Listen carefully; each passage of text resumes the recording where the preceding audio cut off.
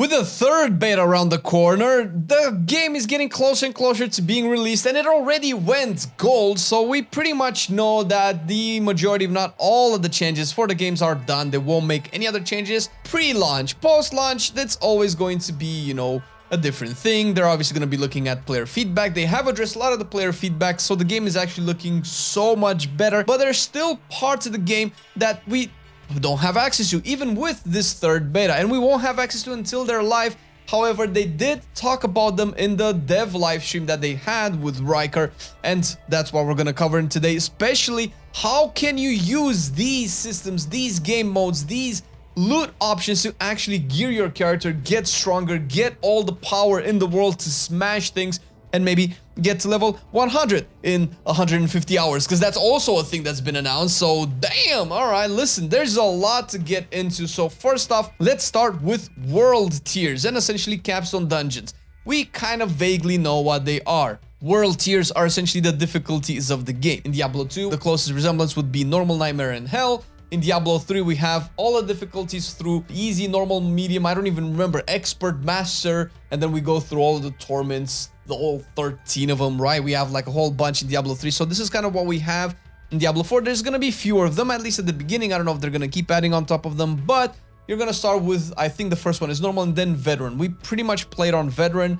to begin with in the beta, and we're probably still gonna be playing on veteran because the next one, nightmare, was gonna be unlocked at level 50. And they said that to unlock Nightmare in future world tiers, you will have to do capstone dungeons, which are specific dungeons that you will need to complete, and that will unlock the next world tier. And you can think of like, why would you want world tier? Where the higher world tier gives you better loot. Obviously, stuff is more dangerous, but you want that if you want like better items. You can take a chill, have a nice ride, all the way to like level, whatever level you're gonna be leveling to, maybe 100, who knows? But you do want to, you know, probably accelerate that a little bit, or maybe have a little bit of spice by increasing your world tier. Now, what's interesting is that they actually talked about what this means, because world tier isn't something that's, let's say, obvious. Oh, they just have more health and more damage, right? But what they did talk about is the fact that the monsters are also smarter. Now, this is like a really, really reductive way of putting it, because there's a lot to go into, and they haven't even said anything, but smarter monsters essentially mean that they're going to use their abilities different, they're going to chase you differently, or chase you for longer, or interact with you differently, on top of them having more HP and more damage, and likely affixes as well, which is, you know, something that we've been used to with Diablo for a couple of decades now. So that's actually really cool, to have the monsters actually interact with you differently based on the world tier. And the loot that you will be getting is also based on the monster's strength, not necessarily on your level, which again is fairly important to know when you're going to be fighting things, because you might be over leveling and thinking that you might be getting the items based up on your level, but it's mostly on the monsters, or entirely on the monsters so far. And they have discussed about 2 new item tiers, item types, or I don't know exactly what they're supposed to be. But we know that starting with the Nightmare world tier, you can also get a chance to loot sacred items, which are essentially higher quality items. They're supposed, from what we've seen in the dev interview, they're legendaries, but they're like way stronger than normal, or items in general that are way stronger than normal. I don't know if they're gonna do this for rares or magic items, but once you get these, they're gonna last you for a lot longer, especially if you get them, you know, at level 50 plus when you get the Nightmare.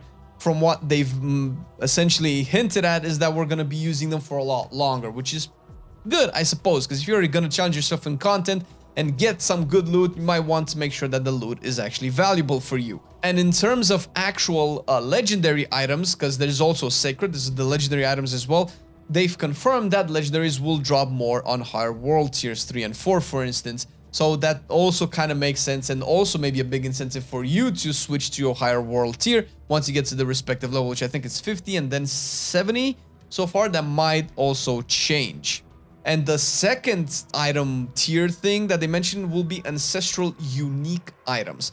So far, although we're not 100% sure because they haven't confirmed it, what they've shown in the dev live stream is that they will be level 100. I don't know if they will only be at level 100 or if they can drop earlier on, but these will probably be like super unique items. They're supposed to be way stronger than legendaries. If they're not, they're definitely gonna tune them that way and design them that way so that they can, you know, be uniques, right? What we were used to from the old Diablo 2 days. And a lot of these are going to come back. We have the Shaco as an example, the Harlequin Crest, which is definitely going to come back. We've seen Wind Force and other such things coming back, which is also really cool because it's definitely a nice nostalgia hit and definitely actually gives more personality to the items, knowing that, you know, they transcend games and generations and they're still really strong. So that's really exciting. And also definitely once again a bigger incentive to switch to a higher world tier and enable access to more and more loot, because there's quite a bit of loot, man. There's quite a few legendaries, unique sacred items, ancestral uniques. Like, damn, man. And I don't think we've ever seen a single set item yet, and they definitely said that there will be set items, so who knows, dude. There's so much more to explore in this game. And let's also cover some of the content you'll be doing. Obviously getting the loot is nice, but where can you get such loot? Well, Hell Tides is one thing that they've definitely talked about a little bit more. So what we know so far from Hell Tides is they're going to be, especially if you've played World of Warcraft or similar games, there's going to be zones that will be under attack by Hell Demons, right?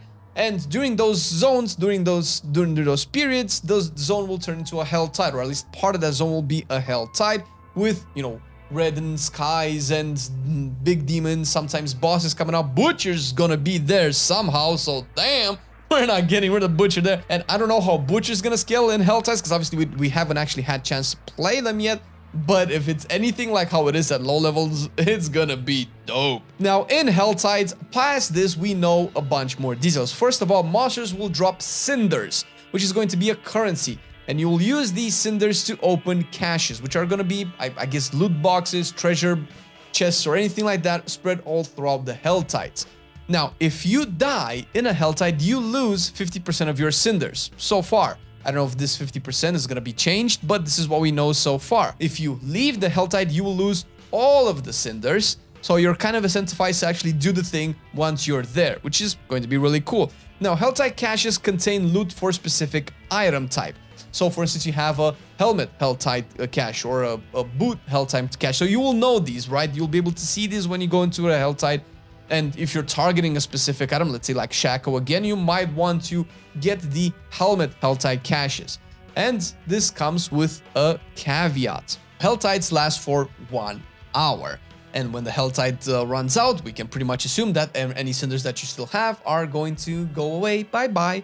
So during 1 hour, you have to be able to farm the Hell Tide enough, get enough cinders, and also be able to unlock the specific chest. And Riker kind of talked a little bit about his experience during Hell Tide and how he died, trying to get back to the chest, how he reacquired his cinders, died again, thinking that he can farm a little bit more, that he has a little bit more time, and then eventually the Hell Tide ran out. So that's actually, so far on paper, it sounds like a neat little interaction with the event where you're kind of pressed a little bit for time to be a little bit more efficient. And the reason this is really cool is because being pressed for time can create mistakes in terms of a player's playstyle, and that, you know, gets you into interacting with the way that you lose the currency that you've acquired. So it will probably make you more engaged with the world, be a little bit more careful, choose your fights better. So that's really cool. And on top of this, normal and legendaries items will still drop. And of course, another thing that will drop here is special crafting material. Crafting is going to be a big thing in Diablo 4. We don't have all of the details just yet. We don't know exactly what crafting material is going to be there. We don't know how rare it is. We don't know how much of it we need. At least not, you know, in full detail. So we're probably going to discover that more so when the game comes out. But what you need to know is that you will probably have to be in Hell Tides to get some specific crafting material. And the other type of content that we can do will be nightmare dungeons. This will be different. Now, I don't know if you're familiar with others, with like, once again, if you've played Diablo 3 or if you've played, for instance, World of Warcraft. Obviously, we're World of Warcraft content creators as well. So we have a vested interest in that type of content, and Mythic Plus scenes is kind of what Nightmare Dungeons seem to be, kind of, not really. But first of all, a sacred Nightmare Dungeon will require a sigil. The sigil is essentially what we have in Diablo 3 as the greater keystone, right? This will open it. The sigil will have a number based on, you know, how difficult that dungeon will be. Level 3, level 17, level 29 is basically what we've been able to see during their live stream. So this will essentially scale that dungeon to a higher level, similar to Greater Rifts or Mythic Plus in World of Warcraft, because the systems are basically a copy of each other. And these sigils are earned from Whispers of the Dead content, which we don't really know what it is so far. But there's definitely going to be a content that will give us the sigils, similar to how in Diablo 3 we had the normal rifts that will give us the Greater Rift key. So it seems to follow the same patterns, just renamed differently, and probably the objectives will be very similar. Another thing that we know about Nightmare Dungeons, which also hasn't been fully fleshed out because I had so many questions, it seems that the dungeon layout can be chosen manually from a specific dungeon pool. And afflictions will also be added continuously as you progress through the Nightmare Dungeons through the season. So first of all, what we know is that there's over 100 dungeons altogether, but the ones that can be Nightmare Dungeons are only a few of them. Now, from what we understood, these can change based off of each season, or they could be rotated in a different way, but we won't have all the dungeons be Nightmare Dungeons. They probably want to keep this a little bit as a fresh content, so kind of like always change, always adapt. And similar thing with afflictions as well. Another important thing about Nightmare Dungeons is that in Nightmare Dungeons you will get the Paragon Glyphs. Now, if you don't know what Paragon Glyphs are, we talked about them in our Paragons video, which you can also check on our channel.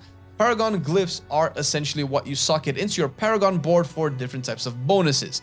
And if we're going to, make the most accurate comparison, this would probably be the legendary gems that you have in Diablo 3 and Greater Rift, because Paragon Glyphs can also be leveled in Nightmare Dungeons, which definitely sounds like they're legendary gems. So, the higher Nightmare Dungeons you do, the better you can upgrade your Paragon Glyphs. I would imagine the system might be similar to how the legendary gems are upgraded in Greater Rifts in Diablo 3. And also with the sigils for different dungeons, which are, the keystones as well, you can salvage them if you don't like them. They definitely talked about this as well. If you don't like the current sigil for the dungeons that you have, you can salvage them and create one that you would like. I don't know if the end result will be random or if the end result can be targeted. That hasn't been mentioned to my knowledge, and if it has, and if I'm wrong, please let me know down in the comments below.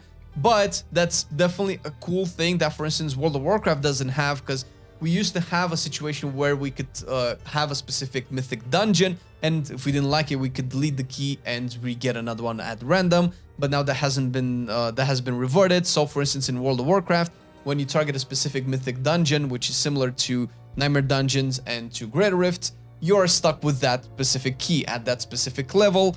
And to feel like we have a little bit more freedom into crafting and targeting specific dungeons is going to be good, because first of all, dungeons will also have targeted loot. Certain mobs have targeted loot as well based on their on their monster type.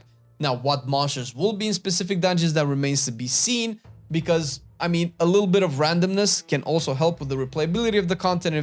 If the same dungeon has the same mobs all the time, that might get a little bit tedious, but we'll see how they try to implement that in the future.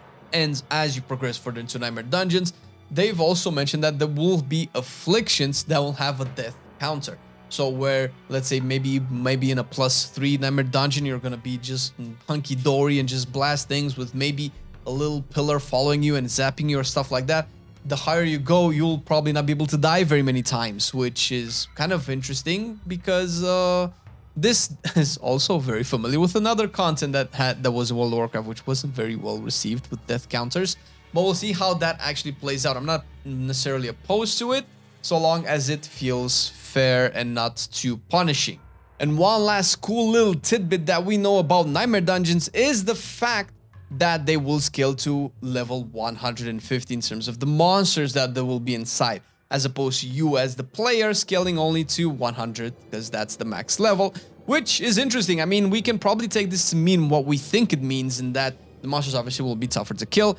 Now, it didn't seem like in Diablo 4 we have the concept of hit rating and defense rating like we do in Diablo 2, where you miss your targets, because this would normally imply that, and being 50 levels above you, like half of your levels above you, would pretty much mean that you will miss all of your abilities so far. But I don't think that's a thing so far from what we've been able to test. So it could just mean way more damage, way more HP, and things like that, which is actually not that bad, considering that there will be a way to kill them. But from what we understand, with all of the legendaries, unique legendaries, sacred legendaries, all of this stuff, you'll have a lot of power to deal this content, and you'll definitely want to do Nightmare Dungeons if you want to get all the good loot that you do, specifically because of the Paragon Glyphs, which are probably one of the strongest power source that you will get from Nightmare Dungeons, coupled with all the actual items that will drop as well. So this is just what we know so far from the content that we'll be able to do when it comes to actually gearing your character. The type of items that we have so far in the game, maybe more will be added. We still don't know too much about the set items as of this point. Maybe more will be revealed later on. They are pretty on point with their content release on their main channel, so that's gonna be cool to watch as the game launches, but I cannot wait to get my hands on it.